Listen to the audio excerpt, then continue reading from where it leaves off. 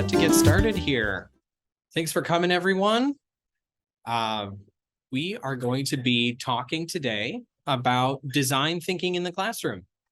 And if that's something you've heard about before, I'd love to hear what your familiarity with that concept is. If that's brand new to you, we're going to learn a little bit more about what that means, what that involves, and how you might be able to enable that in your classroom. If anyone is sitting out there in the chat and would like to introduce themselves, say hello, feel free throughout this to go ahead and type in the chat. I'm going to be monitoring that for questions.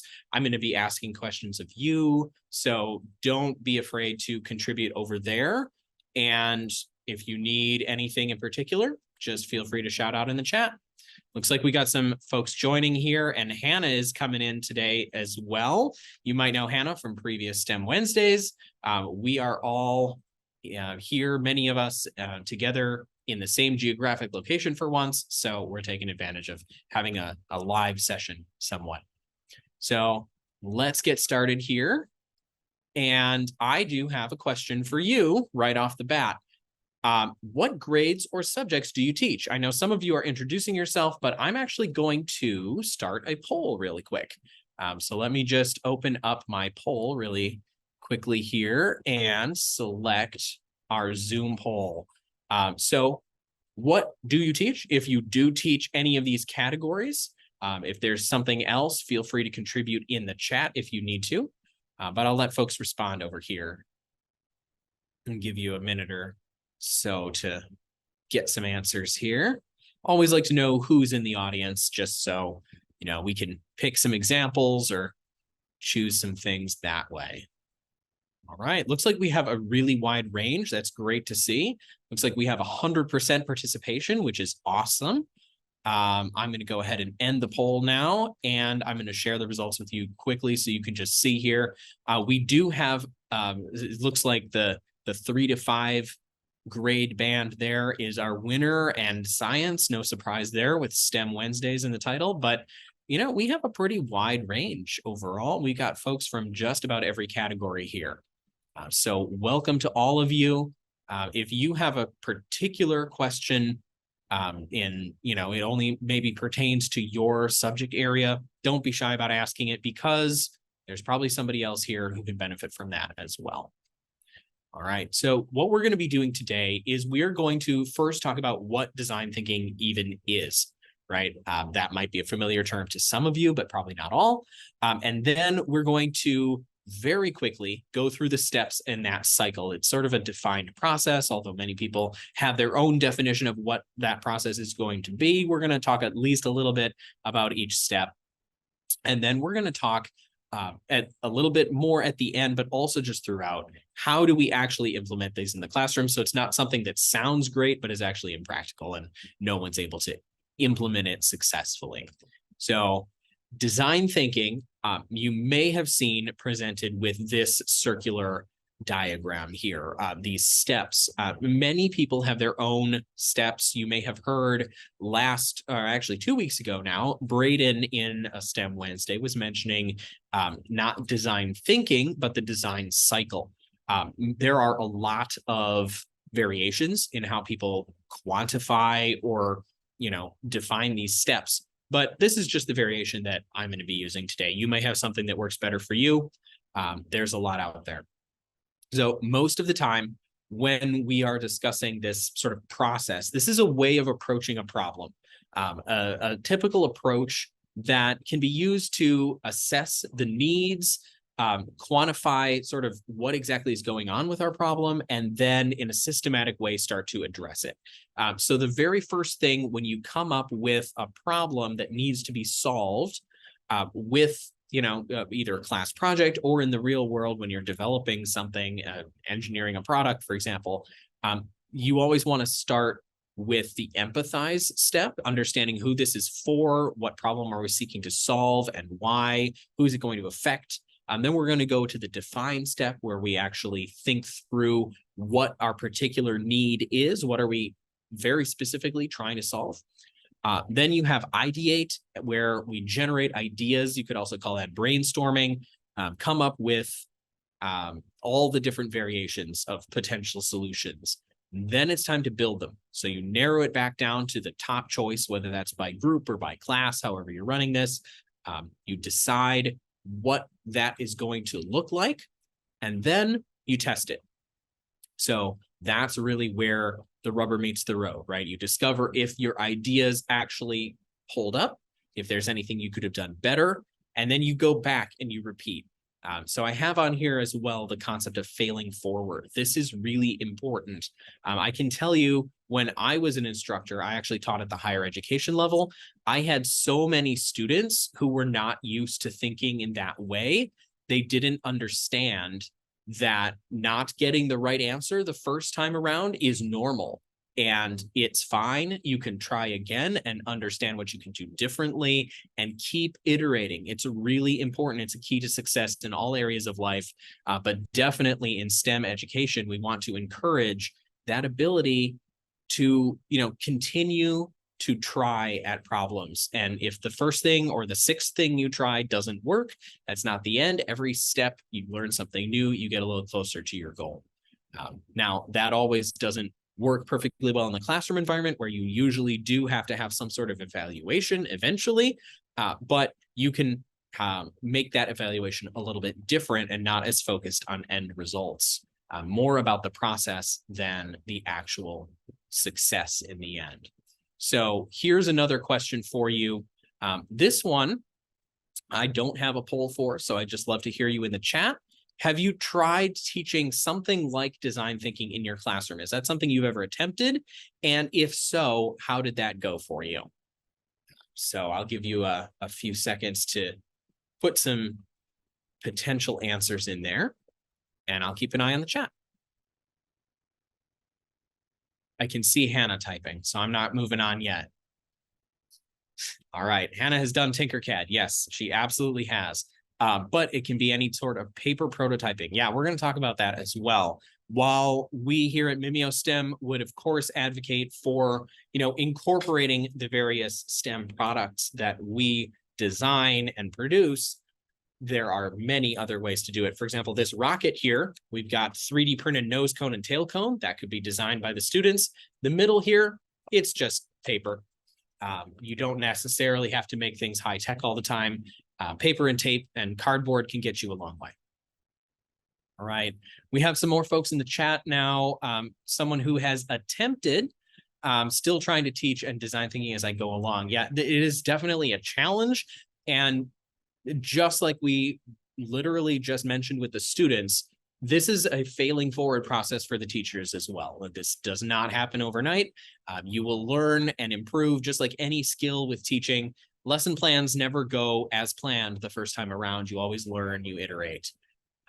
Looks like Marco in the chat is doing a drones lesson where the students had to fulfill a mission. That is absolutely, it's such a fun concept, right? That really appeals to a lot of students, especially when using something so cool like drones. But they failed for a while until they iterated enough times to successfully bring the item back. Yeah. Every step you learn something. You learn to take a systematic approach. You design that pathway, that series of steps in order to fulfill your goal. All right. Preston saw a great project with 5th grade with students designing on paper and then creating a full mini golf course where students learned how to use power tools, geometry, measurements. Absolutely. So the first round of prototyping, prototype is not your finished product. You can go back and make this the full product after a while. All right. Great stuff, everyone. I wish we had more time to just bounce ideas off of each other, because that is just so much fun to hear what people are doing in their classrooms. If anybody has any other stories, I'd love to hear it. Feel free to contribute as we go along. We're going to quickly just go through these steps in a little bit more detail. If we had the full time here to delve into each one of them, I would love to take our time and really get into some more specifics, but we're going to fly through this. If anybody's interested in more on design thinking, there will be a little poll at the end, and we can absolutely talk a little bit more in the future. But the empathy step, the first one in that design cycle, usually it's approached by conducting interviews. And these, ideally, they would be real interviews, but sometimes we're doing a class project like with that drone delivery service where you may not have an actual person to interview who works in that field. If at all possible, go for it. Try to find somebody in the community. I find that a lot of students respond really well to realistic community-based projects, something that's a little less hypothetical, a little more concrete. But you can even have students play a role or do online research to discover what other people have written about this problem. But essentially, you're trying to understand the stakeholders' point of view, to take that beyond what just the student or the engineer is needing and understand what the end result is going to have to address. So here, what if we are working on installing a new wind farm and we're trying as an engineering company to decide what those turbines are going to look like, how tall they're going to be, how many we need, who besides the engineers would we actually need to hear from? Surely there's other people in the community whose needs are going to need to be taken into account. So any ideas, you can put them in the chat. I'll say right off the bat, one of the things that a lot of people have heard about wind turbines is about bird strikes. So maybe we need to consult with a zoologist or someone who manages the natural resources in that area. Yep. We have Christine in the chat saying environmentalists. Absolutely. Is there anyone else who we would need to talk about? Yeah, we have, are we installing the wind turbines on private or public land? Yes. So especially if it's public land, you're going to need to consult with the government. You're going to need to have an assessment of the environmental impact in that area. If it's private land, then you're definitely going to need to clear this with the landholders themselves and understand their needs, or you're not going to get that land, right? So the city, the local government, the private landowners, absolutely, wherever this is located, you're going to need to take that into account too. And there are many, many other people who you would need to eventually understand their needs. Not everybody's needs, though, are the most important, right? So part of this process is winnowing it down to understand, you know, who is the most important and what is the core of our mission here. So that's the next step. But before we move on into the problem statement, I want to just mention how this relates to other subjects, right? Not everything needs to be about STEM 100% of the time. So in this case, you're really encouraging participation from as broad a population in your classroom as you can. So we have growth in SEL, understanding points of view of other people, and we're giving each student a voice and understanding multiple perspectives. So for this step, especially if you involve the whole class, this is a really great way to pull in some of those students who are normally not contributing as much. Now, once you have sort of understood this problem from a variety of points of view, eventually the engineers are going to have to pick a path forward. We can't meet everyone's needs equally. Most of the time there are conflicting needs. So we do need to take them into account, but eventually come up with a solution on our own. So a lot of times people will write what's called a problem statement. And often that is who needs what for what reason. That's a popular format for it. So if you want to write a problem statement for the windmills, feel free. I'm not able to really pause too much. So if you want to work on that and send them on in, I'd love to see them. But essentially, you're narrowing things down at this point. A lot of this process is very broad, open-ended thinking, and then narrow it down to decide on a path, to decide on a strategy. So this is part of that. So what exactly do we need to account for with these windmills? What is our purpose here? We also have some more activity in the chat here. If you haven't checked, Hannah shares that if you're doing this in a class situation, you can integrate role play where students take on the personas of different people. Absolutely. So if you're not able to find real life people impacted by these problems, depending on what your class project is, you can always introduce that aspect as well. All right, so once you're done with that problem statement, it's time to move on to brainstorming. And here's just an example of a problem statement if you wanted to take a look. I like Hannah's in the chat as well. If anyone else has an alternative, I'd love to hear it.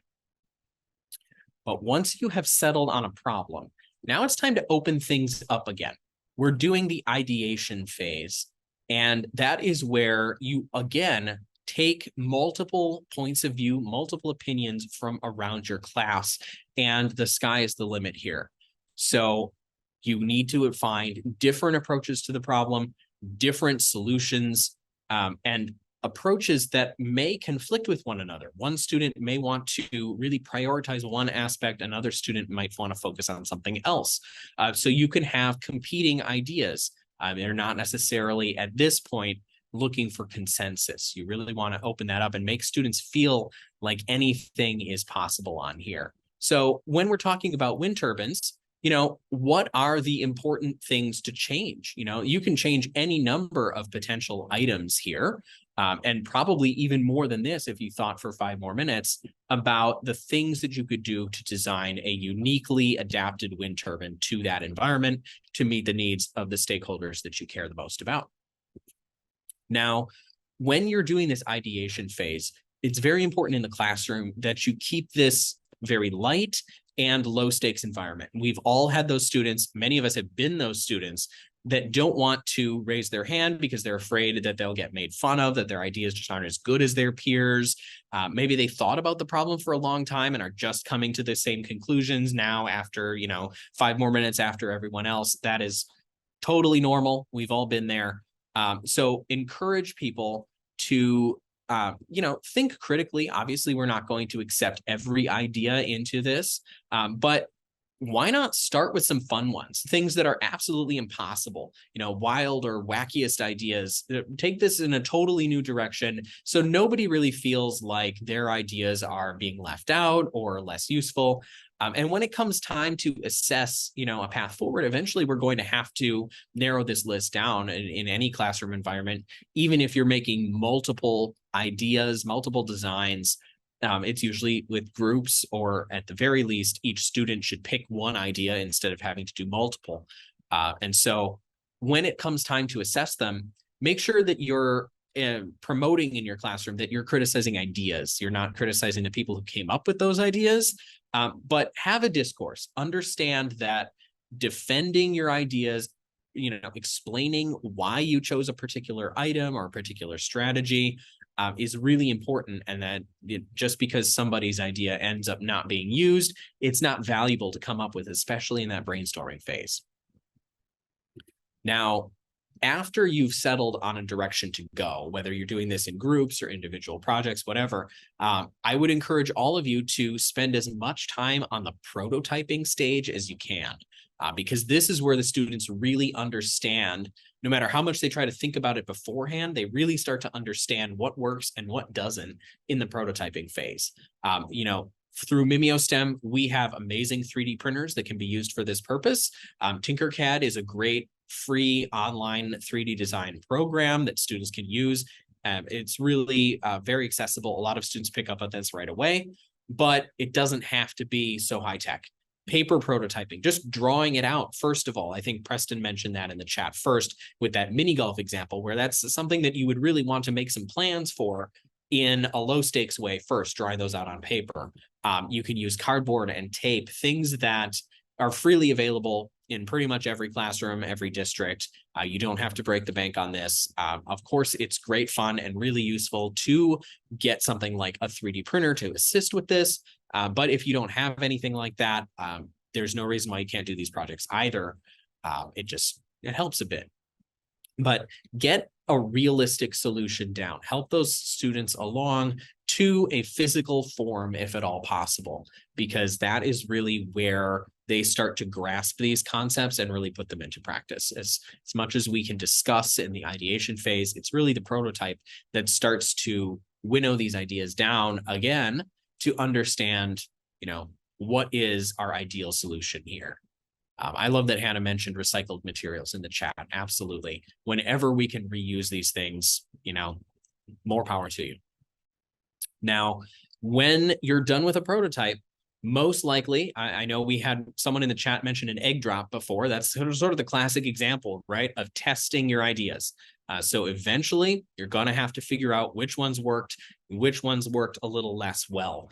But this doesn't have to be the end, right? Just because an idea didn't work doesn't mean that process needs to end. You can go back, you can revert either to a prototype, or further back, maybe you need to make a new set of empathy interviews and understand people's needs a little bit more. Maybe you just want to go back to the ideation phase or re-prototype a few things. But it's more important to understand why something failed. Rather than whether it worked or not, because we don't need one student to score 100 and all the rest to score 0. We should have a better way of evaluating this that's more about the process and how they move forwards. So consider at the outset of this how you're going to evaluate students, right? Are you going to do formative assessment along the way? Is this going to be more participation based? Are you going to have students turn in materials for each of those steps? Maybe, their brainstorming session is graded, or, their empathy interviews, they record a transcript or take notes, and that is evaluated in some way. But when the project is over, if it doesn't work, well, how would you go back and improve it? We don't have unlimited time in our classrooms, and most of us have almost no time. So how would you go back and improve the design? I still remember to this day when I was in science class, we were given the freedom to design our own experiments. The one that really sticks out to me is growing plants in a sort of a hydroponics environment. And almost everybody in the class failed miserably at this experiment because it was our first attempt at experimental design. And that's a tough problem. But that wasn't the end, right? We all got a chance to understand what went wrong, what will we change next time. And in the next unit, when it was on something completely different, when we had an experiment to design, all of us did a little bit better. We understood and could translate those concepts onto a new situation. So the other thing is timing, right? That this is an extended process. This is definitely more than one class period. It may be reintroduced over and over throughout an entire unit or semester.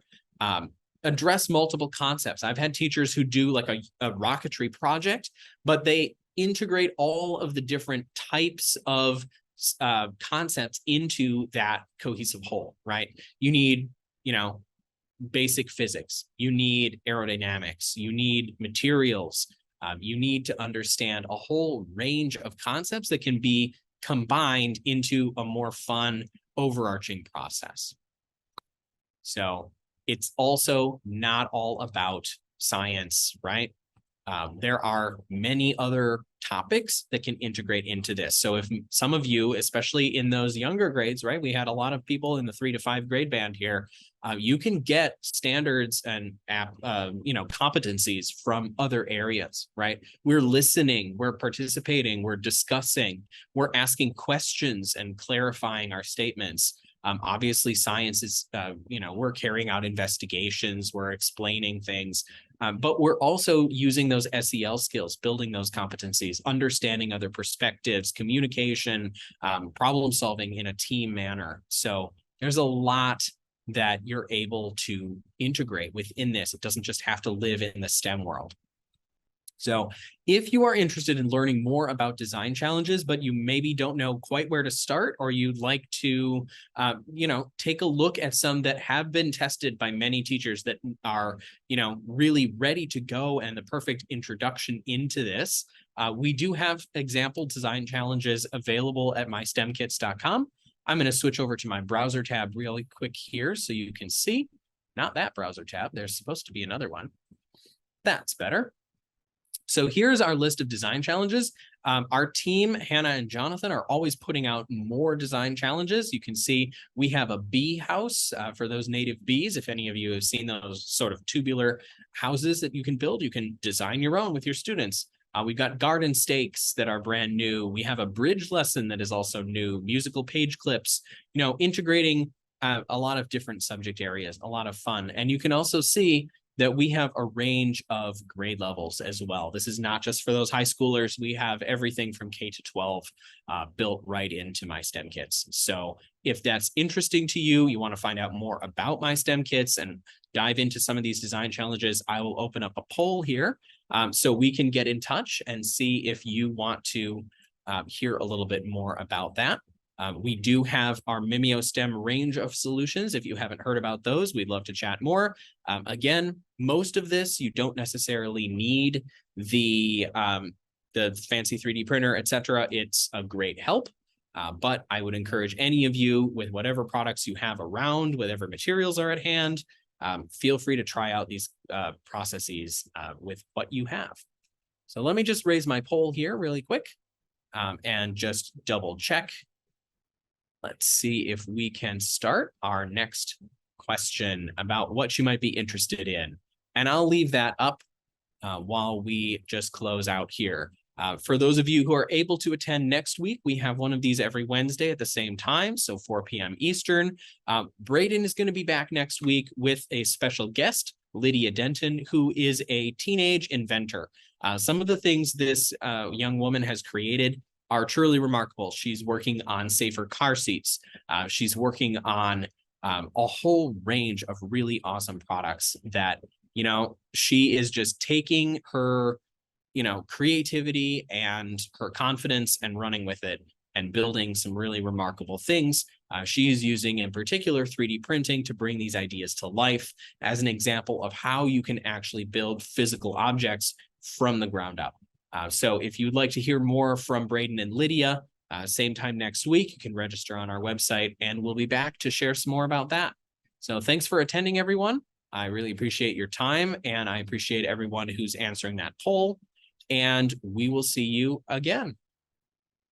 Thanks, Hannah, in the chat as well for putting one of our open sourced design challenges out there as well. So if you haven't noticed the Instructables link in the chat, go ahead and take a look at our boat building design challenge. All right, thanks everyone. Thanks, All right, we'll see you next week. Bye.